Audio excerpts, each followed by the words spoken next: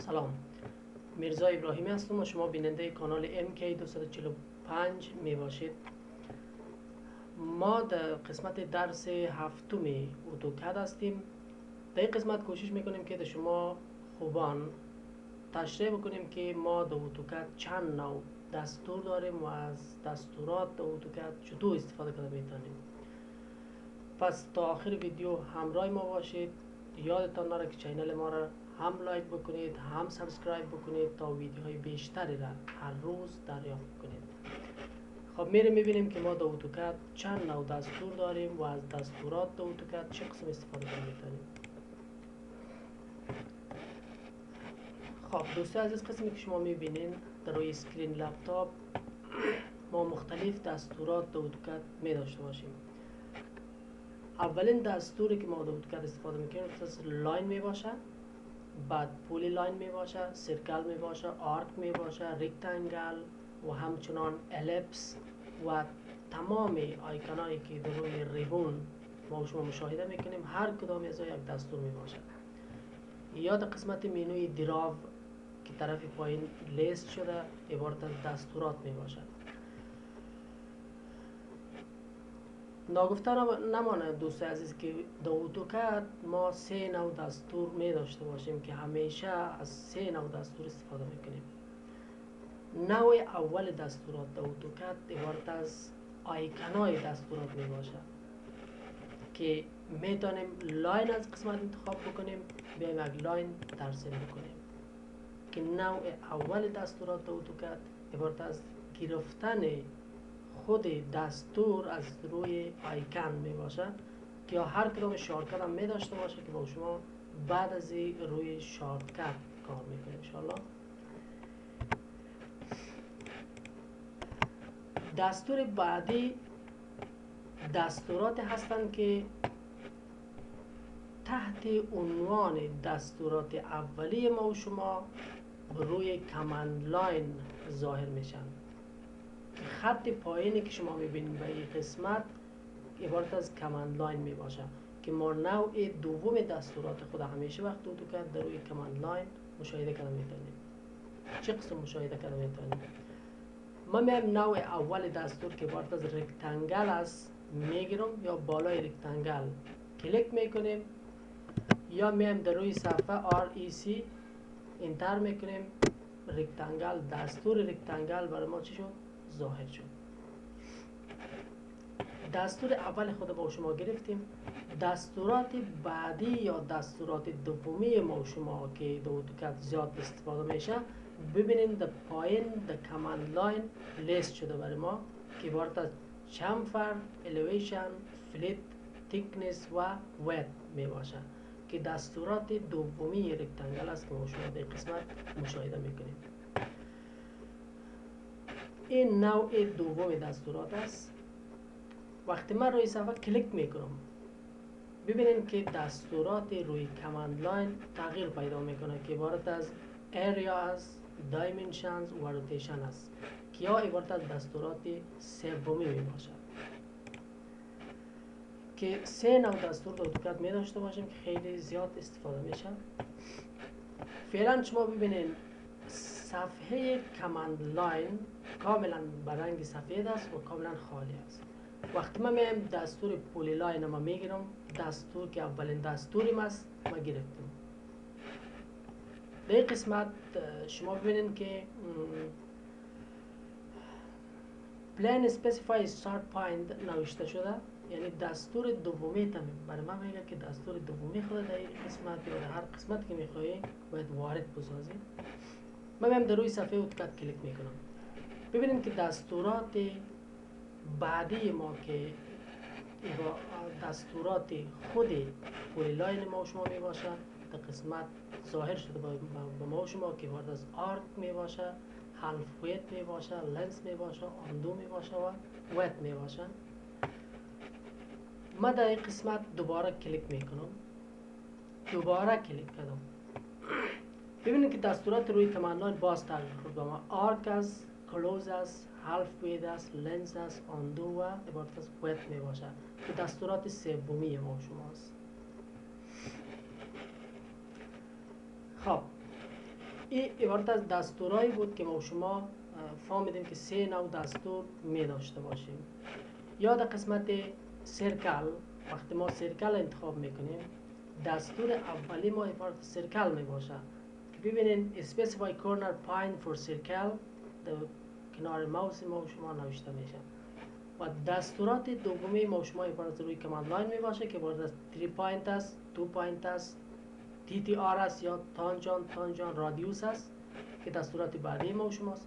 وقتی ما کلیک میکنم شروع میکنم به ترسیم سرکل، ببینید که دستورات روی کماند لاین برای ما شما تغییر میکنه و 3 پوینت و 2 پوینت فقط یک دیامتر داره که برای قطر می باشه.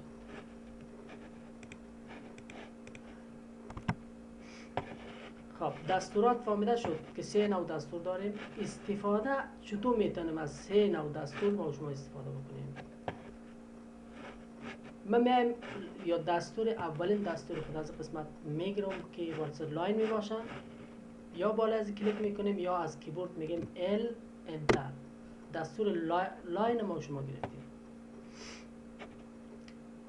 در کنار ماوس دقت بکنید نوشته شده specify first point. میگه نقطه اول خود مشخص کن. وقتی ما نقطه اول خود روی صفحه با یک کلیک کردن مشخص میکنیم. مشخص میکنیم دراوینگ ما شما شروع میشه. وقتی دراوینگ ما شما شروع شد، ببینید دستور بعدی ما شما در لاین صرف یک دستور دومی داریم که برای آندو می باشه، یعنی برگشت به حالت اولی می باشه. برای تشریح دستورات اولی و دومی بهتر است سر پولی لاین کار بکنید. پولی لاین یا بین بالای پولی لاین بالای آیکانش کلیک بکنید یا از کیبورد میگیم PL انتر. ببینید که دستور پولی لاین گرفته شد و اسپسیفای استارت پوینت هم برای شما در کنار ماوس واضح نوشته شده که میتونیم از استفاده بکنیم. شما ببینید در این قسمت که ما شما وقتی دستور پولی لاین در ماوس خود وارد ساختیم عبارت از دستور اولی ما شما بود. روی کماند لاین شما دقت بکنید فعلا هیچ دستور دومی وجود نداره. وقتی ما شما روی صفحه کلیک میکنیم دستورات دومی با ما شما ظاهر میشه که چطور استفاده میکنیم.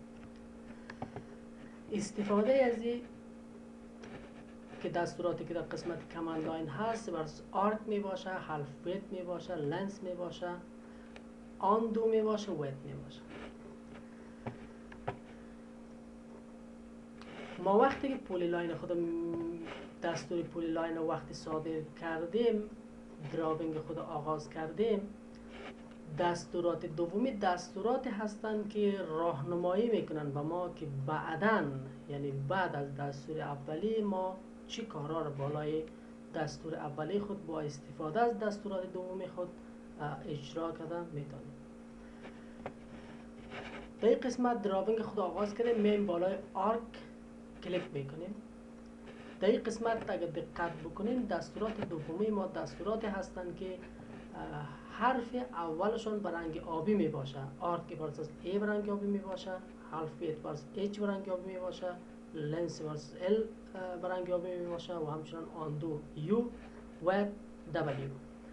یعنی رنگای آبی عبارت از شارکت دستورات دومی ما شما می باشه که میتونیم استفاده کنیم. یا میتونیم بالای آرک بیایم کلیک بکنیم، پولی لاین ما شما تبدیل به قوس میشه، یا از کیبورد میگیم A انتر. حروفایی که به رنگ آبی هست اگر ما از روی کیبورد کلیک بکنیم و انتر بکنیم یعنی دستور برای ما شما بالای دراوینگ ما شما اعمال میشه. ما میگم آرک تبدیل به آرک کو، یا من در این قسمت کلیک میکنم یا میگم A انتر. ببینید که تبدیل به یک آرک میشه، تبدیل به یک قوس میشه.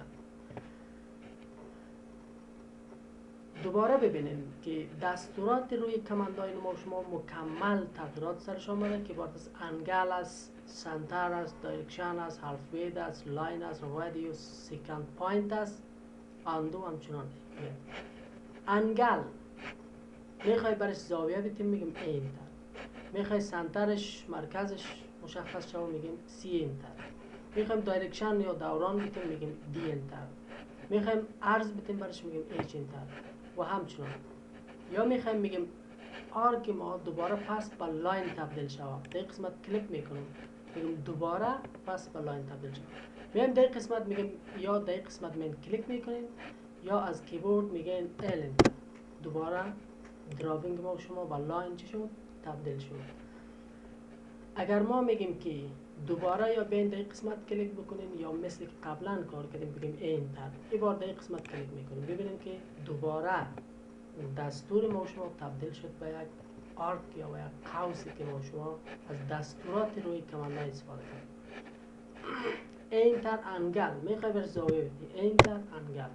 ببینیم که زاویه در قسمتی که رنگ آبی هست 154 درجه به شما نمایش داده شده. عبارت نمو زاویه می باشه که 154 من میگم 180. ببین 180 ما تایپ کردم در اونجا میگم انتر.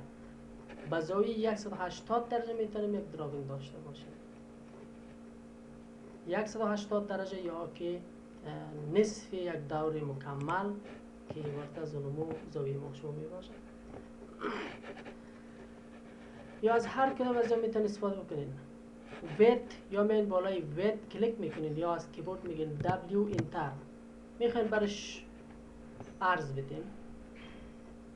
در کنار کرسر خود متوجه باشین نوشته specify starting width 000 میگه عرض لاین خود مشخص کن.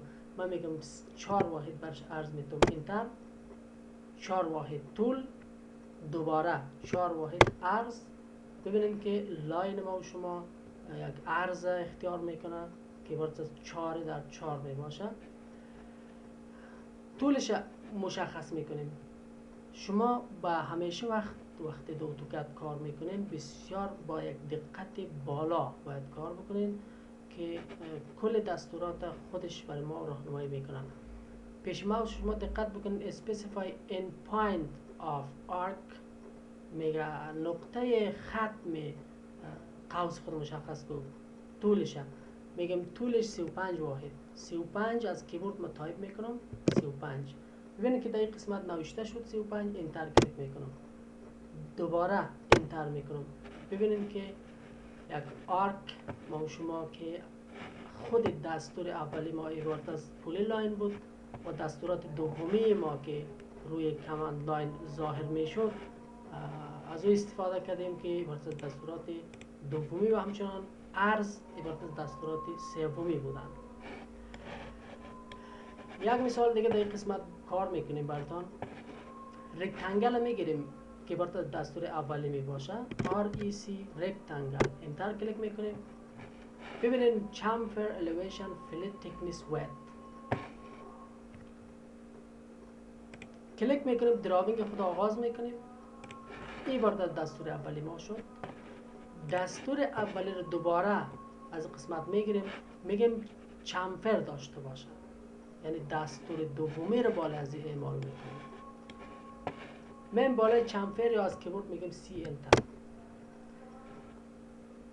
پیش ماوس دقت کنین specify first chamfer distance of for rectangle میگه یک چمفر برش مشخص کن. میگیم 4 واحد چمفر داشته باشه. انتر کلیک. specify second chamfer میگیم نقطه دومیش هم 4 واحد باشه. specify first corner نقطه اولی خود مشخص کن. در این قسمت کلیک میکنیم. ببینیم که رکتانگل ما و شما دارای چمفر می باشه و اینمی مستطیل ما و شما شینگاهش به شکل بریده می باشه. این عبارت از دستورات اولی ما و شما بود. دستور دومی که استفاده کردیم یک تغییرات برای رکتانگل اعمال شد. دستور سومی رو چطور میتونیم بالا از اعمال بکنیم؟ رکتانگل میگیریم REC رکتانگل. در این قسمت کلیک میکنیم. ببینید اریا دستورات سومی می باشه. اریا مساحتش مشخص کن یا دایمنشنش مشخص کن.